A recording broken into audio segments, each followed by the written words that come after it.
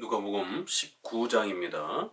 예수께서 여리고로 들어가 지나가시더라. 삭개오라 이름하는 자가 있으니 세리장이요 또한 부자라. 그가 예수께서 어떠한 사람인가 하여 보고자 하되 키가 작고 사람이 많아 할 수 없어 앞으로 달려가서 보기 위하여 돌 무화과 나무에 올라가니 이는 예수께서 그리로 지나가시게 되밀어라.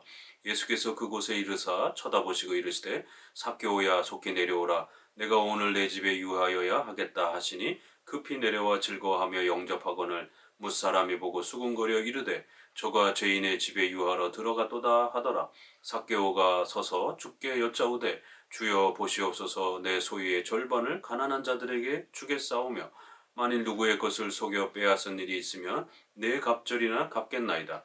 예수께서 이르시되 오늘 구원이 이 집에 이르렀으니 이 사람도 아브라함의 자손이로다. 인자가 온 것은 잃어버린 자를 찾아 구원하려 함이니라.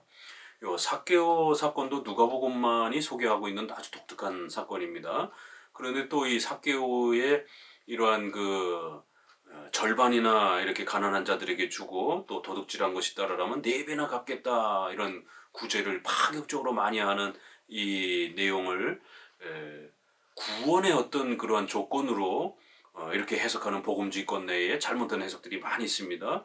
이렇게 구제를 많이 했기 때문에 선행을 많이 했기 때문에 오늘 구원이 이 집에 이르렀다 이렇게 공로를 많이 쌓았기 때문에 착한 일을 많이 했기 때문에 구원을 받은 것처럼 이렇게 8절 9절을 연결해서 구원의 조건으로 해석하는 복음주의권 내에 이러한 또 로마 카톨릭의 이런 해석입니다. 이것은 공로주의적 구원을 촉구하는 이러한 형태입니다. 이것은 그런 식으로 해석하면 안 되고 우리 개혁주의 입장에서는 칭의의 열매, 삭개오가 구원받은 것에 대한 열매, 성화의 그러한 또 여러 모습과 열매로서 특별히 이렇게 자기가 부자이기 때문에 좀 더 그 돈을 통해서 많은 가난한 구제 사역들을 하고자 하는 크리스찬으로서의 이러한 또 선행에 대한 성화적 열심에 대한 그 내용으로서 우리가 해석을 해야지 절대로 이것 때문에 구원받은 것처럼 해석하면 안 됩니다. 왜냐하면 3절에 그가 예수께서 어떤 사람인가 하여 보고자 하되 이렇게 벌써 삭개오는 이 3절에 가장 중요한 칭의와 관련된 구원과 관련된 그러한 앞선 내용들이 나옵니다. 삭개오는 예수님의 소문을 많이 들었고 예수님이 궁금했습니다. 단지 그냥 호기심 때문에 궁금한 것이 아니라 많은 사람들이 예수님을 메시아라고 그랬고 구약의 이러한 중보자여 약속된 또 그러한 아브라함의 자손이다라고 하는 이런 이야기들을 주변에서 많이 들었기 때문에 그러한 것들을 들으면서 예수님에 대한 지식이 쌓였고 예수님에 대한 이런 교리적 지식들이 비록 연약할지라도 조금씩 쌓였고 그 그리스도에 대한 갈망함과 그리스도를 가까이서 대면하여 그리스도를 더 알아가고 싶은 예수님을 더 알아가고 싶은 그러한 신앙에 대한 소망으로서 접근한 것이지 그저 구경 삼아서 이렇게 접근한 그런 내용이 아닌 것입니다. 그리고 특별히 삭개오는 세리장이요 부자이기 때문에 우리가 앞부분에서 18장에서 부자가 구원받기가 얼마나 어려운지 24절에서 본 것처럼 여기에 대한 또 다른 또 이렇게 답변으로 그러나 부자들도 구원받을 수 있다라는 거예요. 부자라고 해서 절대로 구원 못 받는다 이런 뜻이 아니라 부에 대한 욕망 때문에 구원을 못 받는다라는 것이에요. 그래서 19장에서는 일부러 부자인 한 사람을 세워서 부자라 할지라도 예수님을 의지하고 예수님을 사모하고 예수님 곁에 있고 싶어서 그렇게 혼 삶을 그렇게 또 희생하고 헌신하면서 그리스도께로 나오고 싶어서 몸부림치면 부자라 할지라도 얼마든지 구원으로 초대가 될 수 있다라는 것이에요. 그래서 이렇게 삭개오라는 사람이 나무에까지 올라가서 예수님이 지나가는 때를 이렇게 기다렸다가 예수님을 보고 싶은 그 열망이 얼마나 이렇게 사무쳤는지 바로 그러한 이미 삭개오 마음속에서는 그리스도가 누구신지 그리스도가 왜 메시아인지 이런 부분에 대한 기초적인 지식들이 있었기 때문에 이렇게 그리스도를 사모하고 보고 싶었던 겁니다. 그러자 이 중간 과정은 다 생략을 하고 예수님은 삭개오를 보자마자 삭개오야 속히 내려오라 내가 오늘 내 집에 들어가야 되겠다 이렇게 예수님께서 삭개오를 그리스도에게로 초대해 주시는 이런 놀라운 장면을 보는 것입니다. 결국 그리스도와 우리가 동행하는 것, 그리스도와 함께하는 것, 그리스도의 초대에 응하는 것, 이게 구원인 것이죠. 예, 신약에서는 구원을 좀 더 이렇게 다양하고 폭넓은 여러 각각의 경우들로 이렇게 소개를 하고 있는 겁니다. 그리고 그래서 주변에 많은 사람들이 예수님이 죄인의 집에 유하러 들어갔도다 이러면서 주변 사람들은 여전히 예수님을 못마땅해 여기고 예수님이 메시아라고 그러면서 어떻게 저렇게 죄인들하고 어울려 다닐 수 있는가, 유대인들이 제일 싫어하는 그러한 거지들이라든가 또 문둥병 황자라든가 또 이런 로마의 친로마가 돼서 세금이나 뜯어가는 이런 세리인들과 같은 아주 악독한 사람들하고 어떻게 예수님이 어울려 다니는가, 이렇게 예수님을 구원자로 이해하지 못하다 보니까 예수님을 거부하는, 그러나 또 오히려 가난하고 또 이렇게 비참하고 세상으로부터 이렇게 대접을 받지 못하는 많은 대상들은 오히려 예수님을 사모하고 예수님을 의지하고 싶어서 예수님의 초대를 기뻐하면서 나오는 모습을 보게 되는 것입니다. 결국 우리 인류의 모든 그러한 계층이 어떤 신분과 어떠한 그러한 위치에 있느냐가 중요한 게 아니라 예수 그리스도를 사모하는 그 진실된 마음만 있으면 얼마든지 구원으로 초대가 될 수 있다라는 거예요.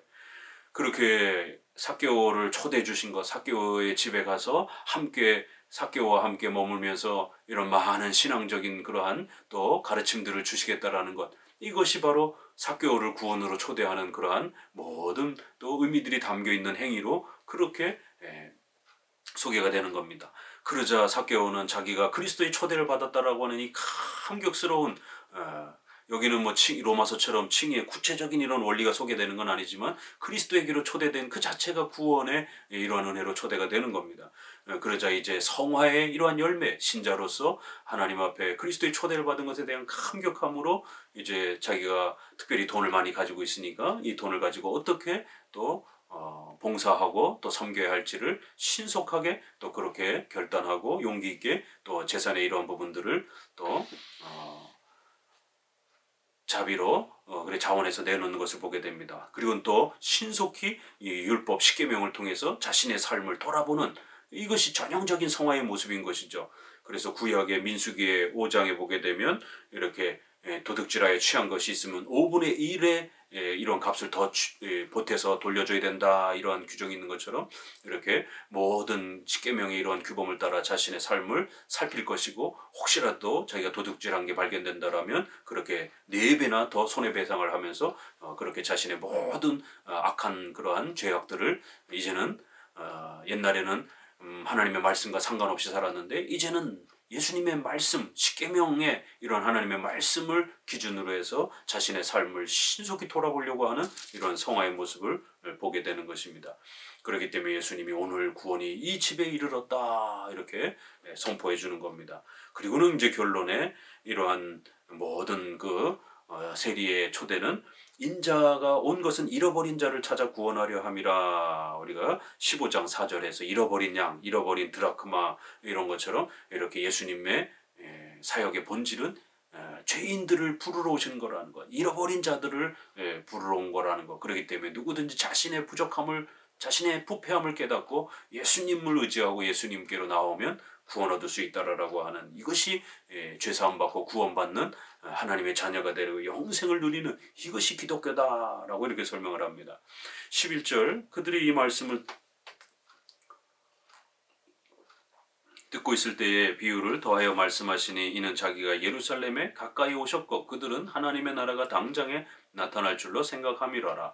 이르시되 어떤 귀인이 왕위를 받아가지고 오려고 먼 나라로 갈 때 그 종 열을 불러 은하 10문화를 주며 이르되 내가 돌아올 때까지 장사하라 하니라. 그런데 그 백성이 그를 미워하여 사자를 뒤로 보내어 이르되 우리는 이 사람이 우리의 왕됨을 원하지 아니하나이다 하였더라. 귀인이 왕위를 받아가지고 돌아와서 은하를 준 종들이 각각 어떻게 장사하였는지를 알고자 하여 그들을 부르니 그 첫째가 나와 이르되 주인이여 당신은 한 문화로 10문화를 당신의 한 문화로 10문화를 남겼나이다. 주인이 이르되 잘하였다. 착한 종이여 내가 지극히 작은 것에 충성하였으니 10고을을 권세를 차지하라 하고 둘째가 와서 이르되 주인이여 당신의 한 문화로 5문화를 만들었나이다. 주인이 그에게도 이르되 너도 5고을을 차지하라 하고 또 한 사람이 와서 이르되 주인이여 보소서 당신의 한 문화가 여기 있나이다. 내가 수건으로 싸두었나이다. 이는 당신이 엄한 사람인 것을 내가 무서워함이라. 당신은 두지 않은 것을 취하고 침지 않은 것을 거두나이다. 주인이 이르되 악한 종아 내가 내 말로 너를 심판하노니 너는 내가 두지 않은 것을 취하고 심지 않은 것을 거두는 엄한 사람인 줄로 알았느냐. 그러면 어찌하여 내 돈을 은행에 맡기지 아니하였느냐. 그리하였으면 내가 와서 그 이자와 함께 그 돈을 찾았으리라 하고 곁에 섰는 자들에게 이르되 그 한 문화를 빼앗아 10문화 있는 자에게 주라 하니 그들이 이르되 주여 그에게 이미 10문화가 있나이다. 주인이 이르되 내가 너희에게 말하노니 무릇 있는 자는 받겠고 없는 자는 그 있는 것도 빼앗기리라. 그리고 내가 왕됨을 원하지 아니하던 저 원수들을 이리로 끌어다가 내 앞에서 죽이라 하였느니라. 이 19장의 열문화 비유는 굉장히 무서운 그러한 비유입니다. 지금까지 쭉 끌고 왔던 신앙과 불신앙의 이 차이를 계속 설명해 가다가 이제 19장에 와서는 끝끝내 예수 그리스도를 받아들이지 않고 그리스도의 초대를 거부하는 자들은 결국 그리스도를 싫어하는 것이기 때문에 결국 영원한 지옥의 형벌을 받게 될 것이다라는 이제 이런 최종적 결론을 내리는 것입니다. 특별히 이 열문화 비유는 좀 해석하기가 조금 어려운데요. 이것은 마태복음 25장 14절에 나오는 달란트 비유와 거의 구조는 비슷한 구조로 이렇게 비슷한 구조를 가지고 있습니다. 그러나 좀 내용은 조금씩 다릅니다. 이거를 이제 칭의에 관련해서 해석할 것인가 성화에 초점을 맞춰서 해석할 것인가에 대한 해석 논쟁이 있습니다. 결국 로마 카톨릭 알미니안주의 복음주의권에서는 이거를 성화의 관점에서 갑니다. 그래서 각자 맡겨진 달란트와 은사를 잘 활용해서 이런 성화의 이러한 복을 받자, 상급을 받자 이런 쪽으로 해석을 합니다. 그러나 종교개혁자들이나 웨스트민스터 이러한 신학자들은 이거는 칭의와 관련된 불신앙자들을 영원한 지옥으로 형벌로 경고하는 칭의가 없는 자들은 지옥의 형벌을 받을 것이다라고 하는 칭의의 구원의 이러한 중요한 칭의 문제와 관련해서 초점을 거기다 두었습니다. 왜 그런가 하면 14절과 27절에 여기에 이 10명의 이러한 많은 사람들이 그를 미워하여 왕을 미워하여 사자를 뒤로 보내어 우리는 이 사람이 왕됨을 싫어합니다. 그리고 마지막 27절에도 내가 왕됨을 원하지 아니했던 저 원수들을 이리로 끌어내다가 내 앞에서 죽이라 이렇게 아주 어마어마한 무서운 이러한 죽음의 형벌을 내리는 장면으로 끝나고 있기 때문에 여기서 이 농부와 왕의 비유에서 왕을 달갑게 여기지 않은 이러한 모든 백성들을 죽이는 장면으로 끝이 납니다. 그렇기 때문에 이것은 이 왕을 받아들이지 않은 왕의 초대를 받아들이지 않은 이 왕이 맡긴 이러한 중요한 전도의 기회를 왕이 기뻐하는 것을 열매 맺을 그러한 좋은 기회를 큰 곧 전도의 기회인 것이죠. 예수님이 주신 전도의 기회를 깔보고 무시한 이러한 불신앙의 악행에 대해서 죽음의 형벌을 이렇게 얻게 될 것이다 라는 이런 엄중한 칭의와 관련된 이러한 경고로 해석하는 것이 훨씬 더 자연스럽습니다.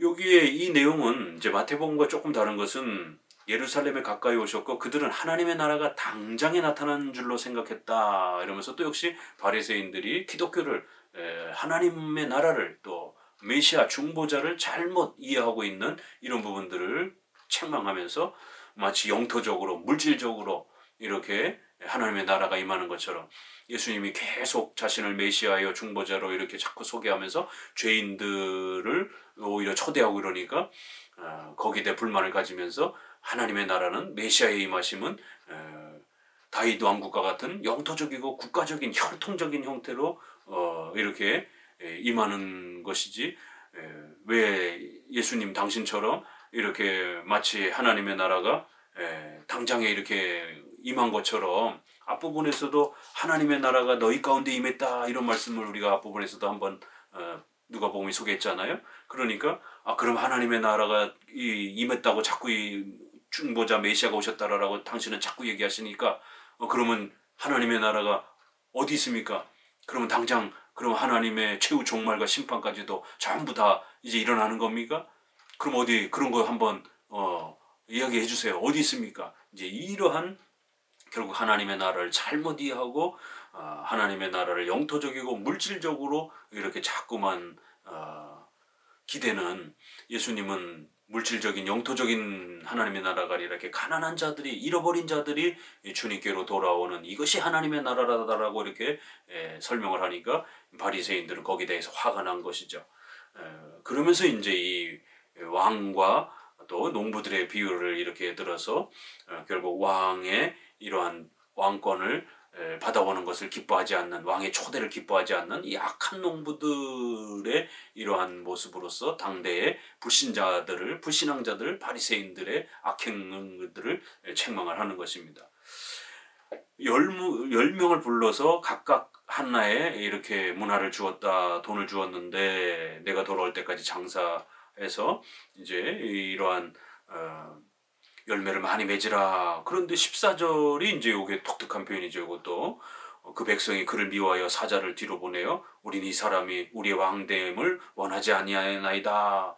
이렇게 대부분의 사람이 결국 그리스도를 미워하는, 대부분의 사람이 이 왕을 미워하는 이런 모습을 보게 됩니다. 10명을 불러서 각각 맡겨놨는데 실제로 첫째 사람, 둘째 사람만 칭찬하고 나머지 8사람은 다 초대를 받지 못하는 악한 행동으로 왕을 거부하는 이런 모습으로 보입니다.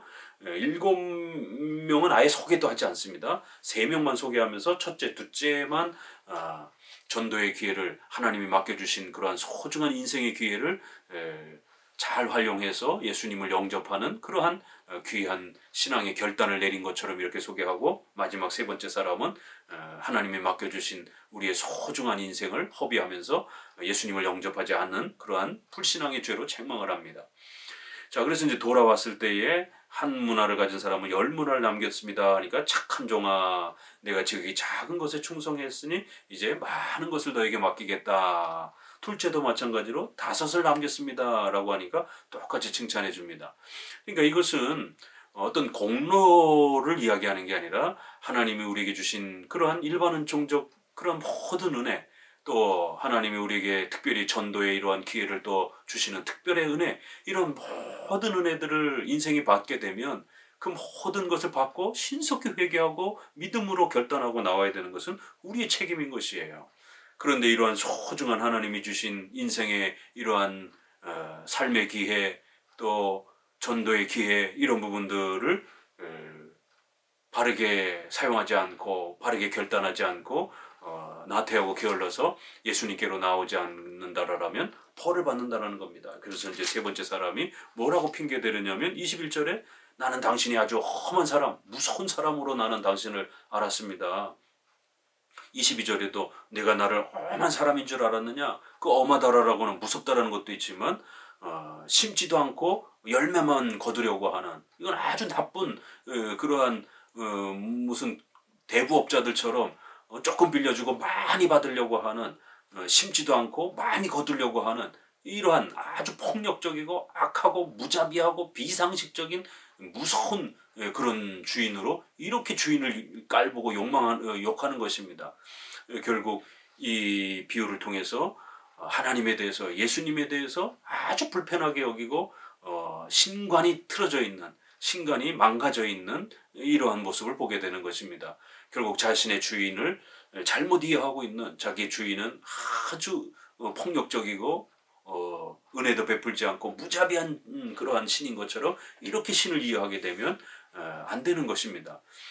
예수님은 가장 은혜로우시고 하나님은 가장 자비로우신 분이라는 걸 시편이 얼마나 많이 말합니까? 결국 신관이 망가져 있다는 것은 결국 예수 그리스도에 대한, 구원자에 대한, 예수님에 대한 관도 망가져 있는 것입니다. 그래서 예수님이 주신 이런 소중한 전도의 기회를 소홀히 여기고 발로 걷어찼다라는 것이.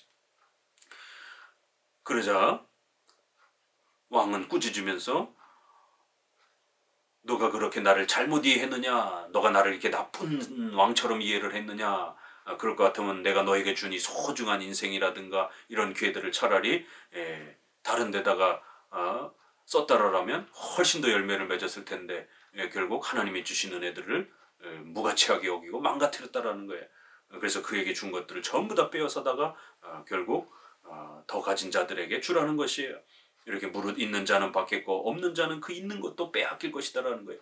이 세상에 사는 동안 하나님이 우리에게 생명을 주신 겁니다. 수많은 세포로 모든 이러한 기회가 사라지지만 우리가 사람이 되었고 사람이 된 이후에 또 전도의 기회를 이렇게 받는 것은 가장 귀한 하나님의 은혜를 하나님의 초대를 받는 것입니다. 그럴 때 신앙으로 나와야 된다는 겁니다. 하나님의 그 초대를 무시하게 되면 반드시 죽음의 형벌을 받게 될 것이다라는 것입니다. 28절 예수께서 이 말씀을 하시고 예루살렘을 향하여 앞서 가시더라. 감람원이라 불리는 산 쪽에 있는 벳바게와 베다니에 가까이 가셨을 때 제자 중 둘을 보내시며 이르시되 너희는 맞은편 마을로 가라. 그리로 들어가면 아직 아무도 타보지 않은 나귀 새끼가 매어 있는 것을 보리니 풀어 끌고 오라. 만일 누가 너희에게 어찌하여 푸느냐 묻거든 말하기를 주가 쓰시겠다 하라 하시매 보내심을 받은 자들이 가서 그 말씀하신 대로 만난지라. 나귀 새끼를 풀 때에 그 임자들이 이르되 어찌하여 나귀 새끼를 푸느냐 대답하되 주께서 쓰시겠다 하고 그것을 예수께로 끌고 와서 자기들의 겉옷을 나귀 새끼 위에 걸쳐놓고 예수를 태우니 가실 때에 그들이 자기의 겉옷을 길에 펴더라. 이미 감람산 내리막길에 가까이 오심에 제자의 온 무리가 자기들이 본 바 모든 능한 일로 인하여 기뻐하며 큰 소리로 하나님을 찬양하여 이르되 찬송하리로다. 주의 이름으로 오시는 왕이여 하늘에는 평하여 가장 높은 곳에는 영광이로다 하니 무리 중 어떤 바리새인들이 말하되 선생이여 당신의 제자들을 책망하소서 하거늘 대답하여 이르시되 내가 너희에게 말하노니 만일 이 사람들이 침묵하면 돌들이 소리 지르리라 하시니라. 여기 이제 예루살렘으로 이제 들어오시면서 그 십자가에 죽으시는 그 직전의 마지막 사건들이 집중돼서 이제 이렇게 소개가 됩니다. 그럴 때에 예수님은 비록 이 땅에 낮고 천한 모습으로 오셨지만 또 예수님은 단순한 그러한 인간이 아니라 제2위격이신 성자 하나님이시다라는 것을 또 이렇게 이성 1인격을 가지신 신성과 인성을 가지신 우리의 중보자여 메시아임을 이러한 또 나귀 새끼를 타는 사건을 통해서 동시에 또 그렇게 보여줍니다.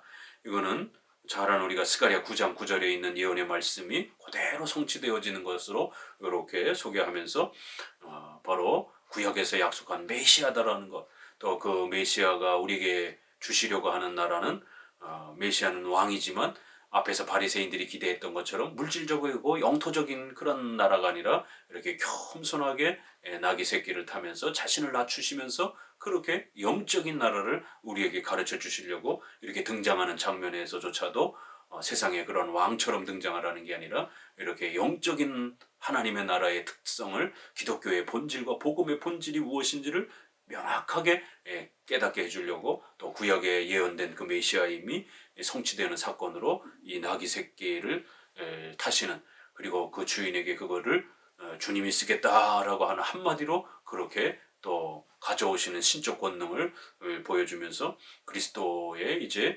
십자가로 나아가시는 이 첫 장면을 소개합니다.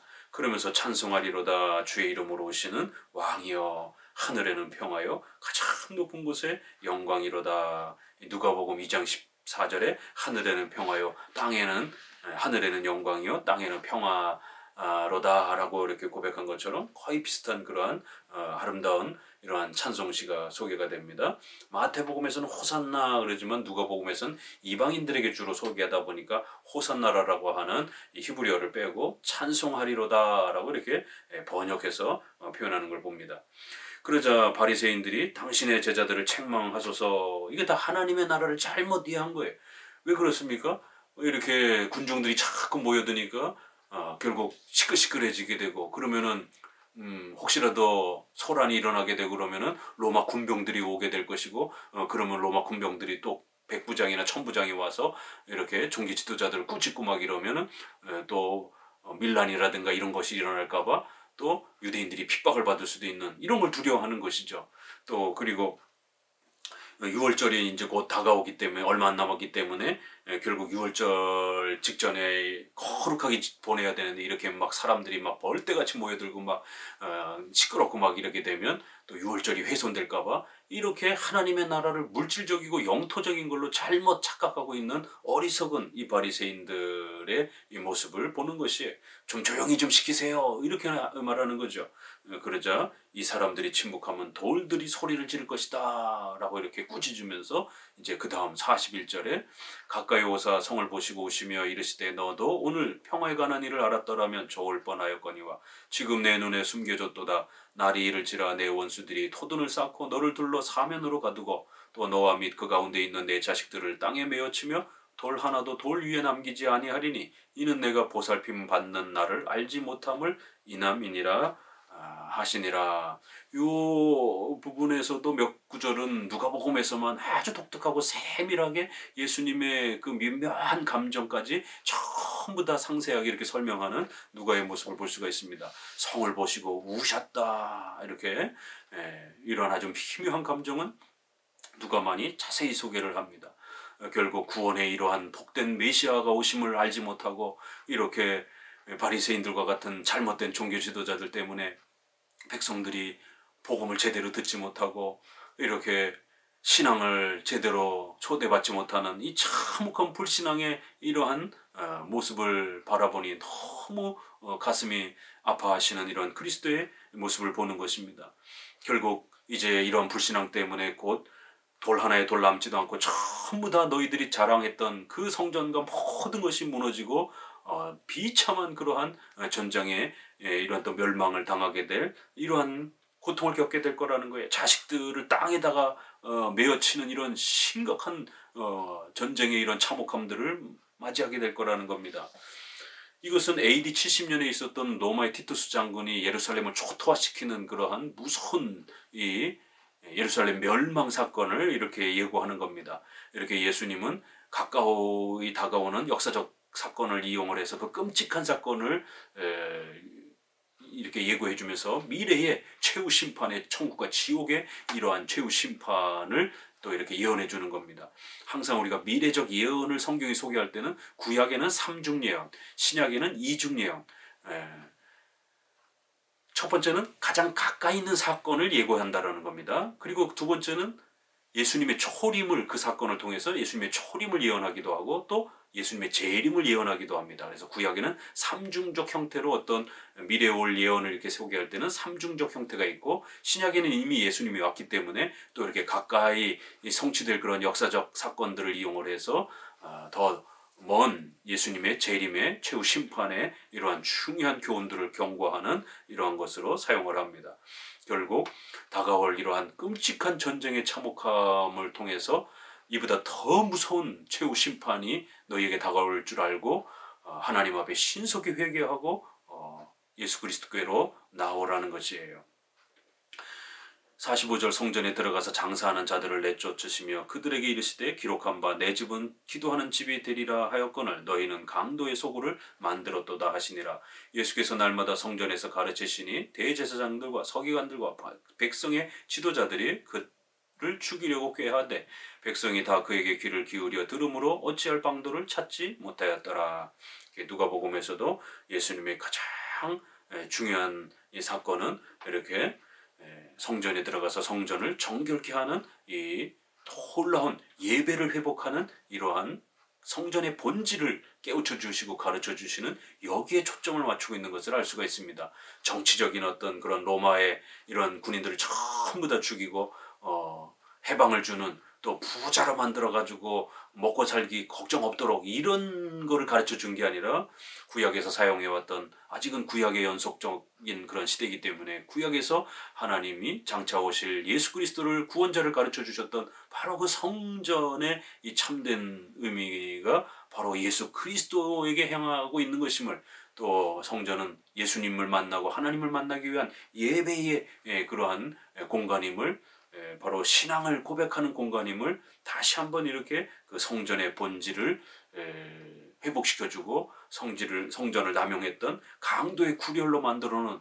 이렇게 바리새인과 종교 지도자들은 성전을 이용해서 자기 배를 물리고 자기 욕심을 채우는 악독한 이런 외식주의에 빠져 있는 기독교가 다 부패한 이러한 참혹함들이 종교 지도자들에 의해서 벌어졌다라는 것이, 그래서 그걸 책망하면서 내 집은 기도하는 집, 예배하는 집, 바로 그 예배를 통해서 예수 그리스도를 만나는 것, 이것이 참된 구약의 성전의 목적이었고 그 참 성전인 예수님이 이 땅에 오셨다라는 것을 다시 이렇게 이제 마지막 사역에 있어서도 예수님은 이 땅에 왜 오셨는가, 기독교란 무엇인가, 복음의 본질은 무엇인가, 이런 부분들을 계속해서 확립해가는 걸 알 수가 있습니다. 참혹한 것은 제사장, 서기관 이런 종교 지도자들은 1세기 당시 오히려 예수님을 공격하고 교회를 이용해서 자기 배를 채우는 이러한 비참한 모습들을 보게 됩니다. 오늘날도 종교 지도자들이 복음을 이용해서, 기독교를 이용해서 자기 배를 불리고 자기 자식에게 대물림을 하면서 그 부귀영화를 물려주는, 그래서 더 세상으로부터 손가락질을 받는 이런 참혹한 기독교가 되었습니다. 죄사함을 가르치고 예수님으로 말미암아 구원받고 잃어버린 자들을 그렇게 구원으로 초대해주는 이러한 기독교의 복음을 가르치지 않고 잘 먹고 잘 사는 것, 또 자기 자식만 잘 먹고 잘 살도록 해주는 것, 이게 마치 기독교인 것처럼 예수님을 이용해서, 기독교를 위해서 이용해서 장사하고 자기 욕심만 채우고 권력만 채우는 이런 악독한 종교 지도자들의 이러한 죄악 때문에 복음은 더 멀어지고 백성들은 복음으로부터 더 멀어지게 되는 이러한 비참한 기독교의 타락과 부패들을 오늘 우리 시대도 보게 되는 겁니다. 정신 바짝 차리고 기독교의 본질이 무엇인지를 복음서를 통해서 다시 한번 부지런히 배워가셔야 됩니다. 감사합니다.